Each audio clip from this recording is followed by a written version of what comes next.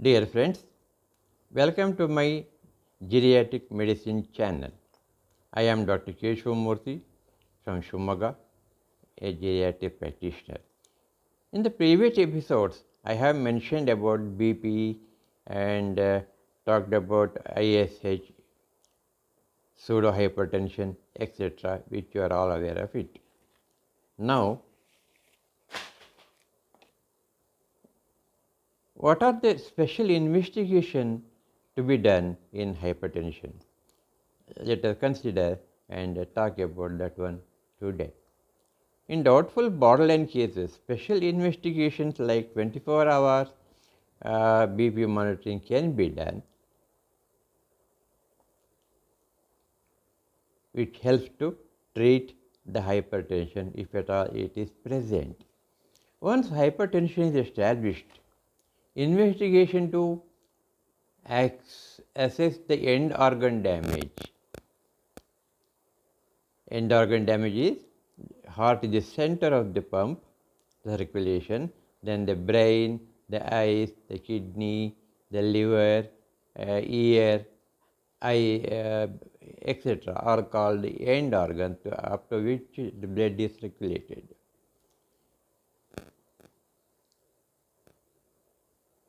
But to assess all those things, the urine analysis, blood urea, serum creatinine, serum electrolytes, blood sugar, lipid profile, electrocardiogram, echocardiogram, chest X-ray, all these are necessary according to the circumstances.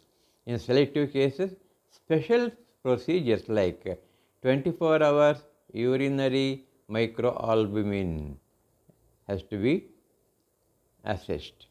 So, microalbumin is the protein present in the blood which is produced by the liver and released to the blood, and it has to be circulated throughout the body always.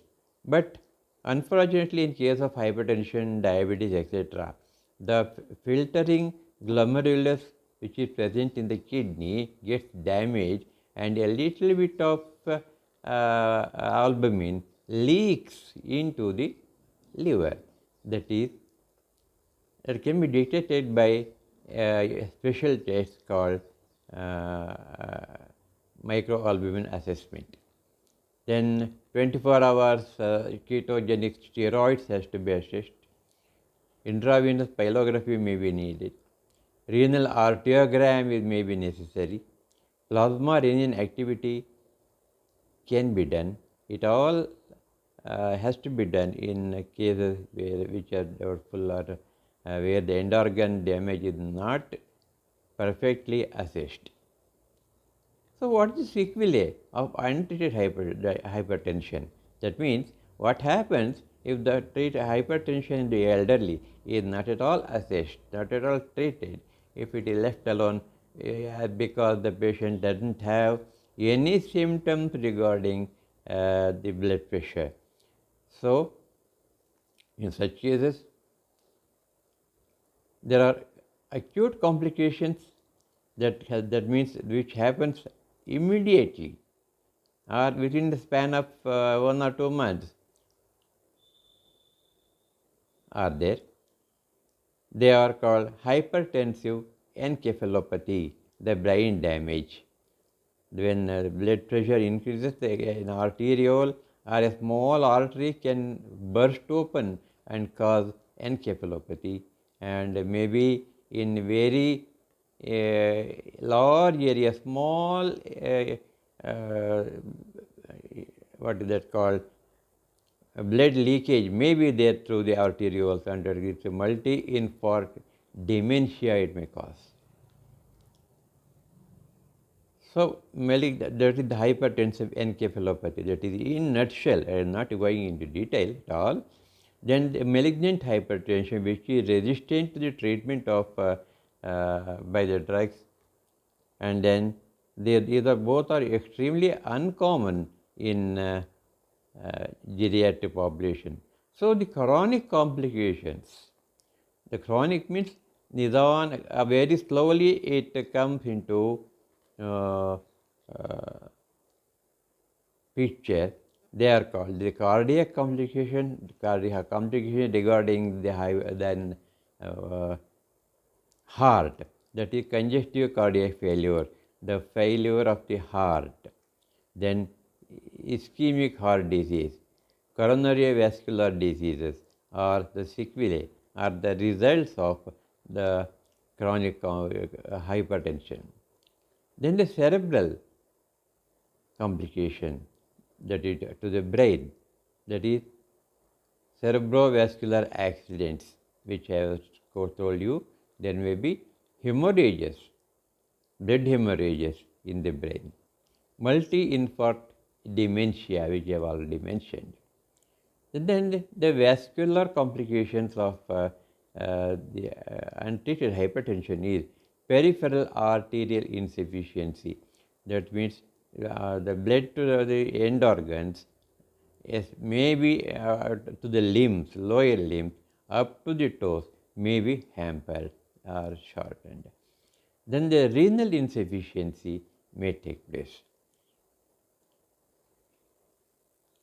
Dear friends, the clinical features of hypertensive encephalopathy, that is the damage to the brain, includes accelerated hypertension of diastolic blood pressure over 130 millimeters of mercury may take place in such cases. With the sensorium, the they may become dull, patient may become dull, and it may lead to stupor and coma also. So, he may not behave properly as a normal person. It is usually associated with grade 4 hypertensive retinopathy. Retina means it is the innermost layer of the eyeball, and where the circulation takes place in very small arterioles, retinal arterioles, from which the blood oozes out and damages the retina and may cause partial or the complete blindness sometimes. It is also associated with renal insufficiency. Now let us consider the treatment aspect of all these complications due to increased blood pressure. Vasodilators are the drug of choice in the management of blood pressure.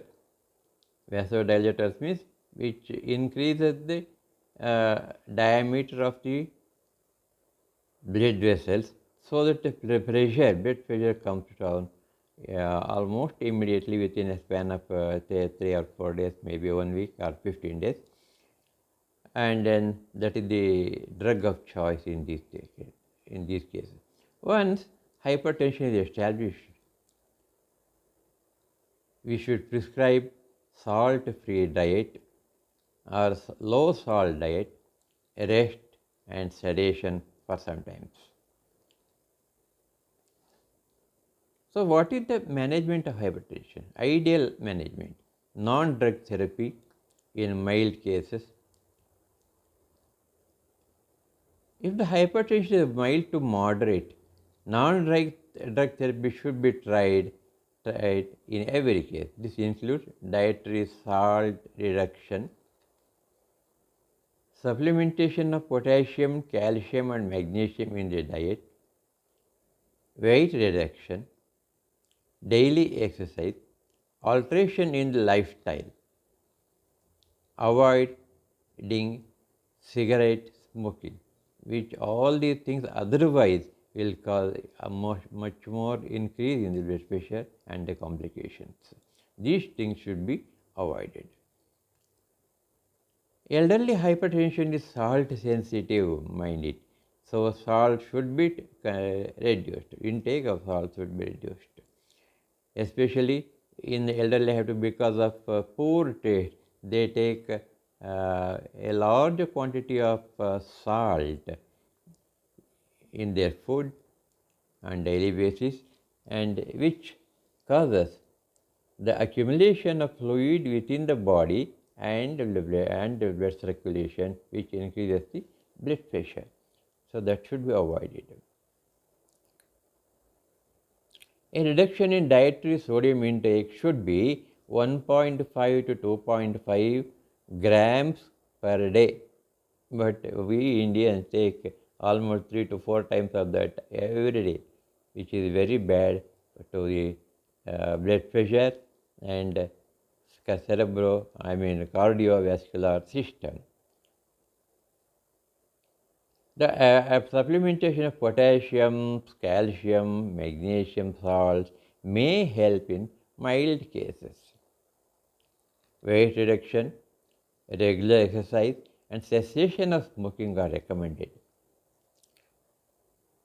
Relaxation therapy may also help in many times,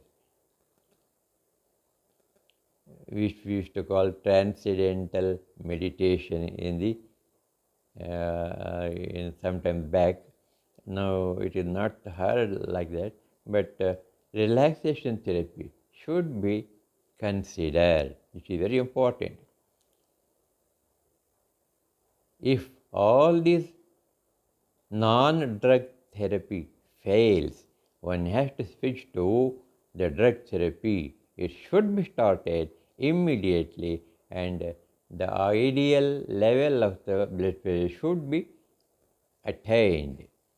Dear friends, in the blood treatment, we have got several groups of drugs available in the medical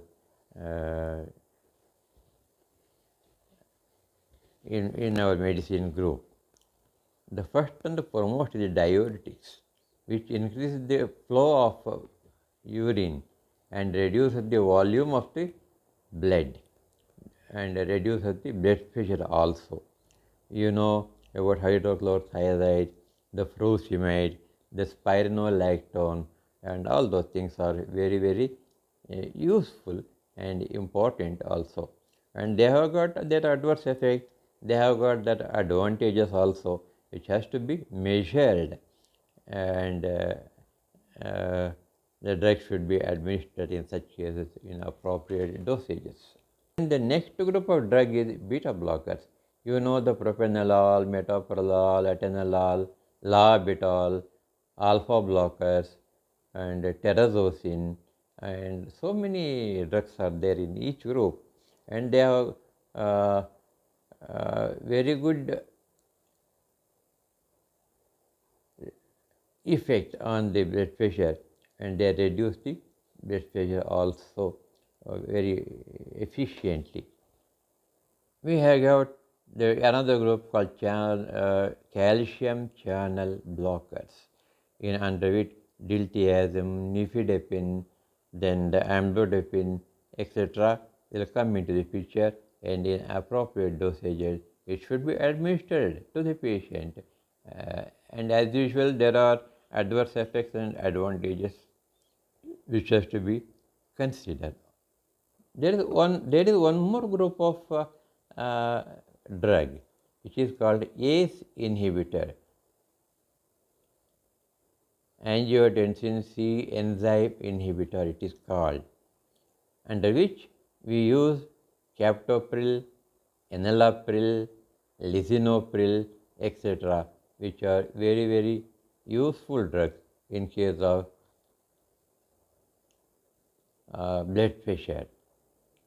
And that side effect, the main side effect we come across here is a dry cough, which is not at all suppressed with the usually cough suppressants. Only when the drug is withdrawn, and then only the dry cough reduces. And loss of taste is another side effect of this ACE inhibitors, which is preventable.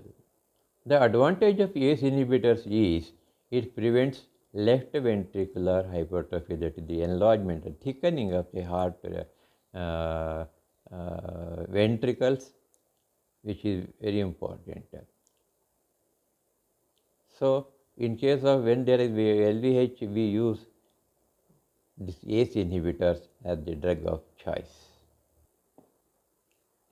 Then the last thing in this episode is how long to continue the drug therapy to reduce the hypertension. It is understood that after 80 years of age, we neither the initiation or the continuation of the blood pressure drug is not advisable because many a time the body by itself reduces the blood pressure to normal levels, sometimes hypertension, where the low blood pressure may also be there. One has to consider all these things, and by frequent monitoring of the blood pressure. And it does not reduce the cardiovascular mortality or death due to the heart is not reduced after after continuation the drug of hypertension after 80 years of age is also to be remembered. Lastly, the practical point is hypertension is not a disease. It is a definite risk factor and that it should be treated. In general, hypertension is not a diagnostic emergency.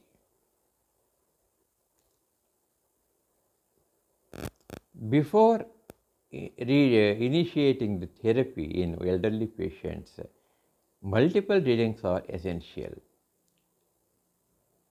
In treatment, non-drug therapy is mild to moderate cases has to be tried.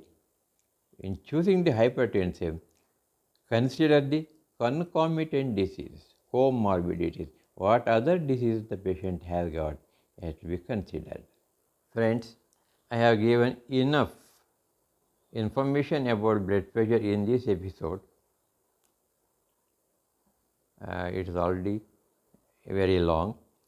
So, patiently go through the channel, like it, subscribe it, and share it with your friends, which may be helpful to the society. And because your subscription, mind it, subscribing is free of cost. The number of subscribers will help us to continue the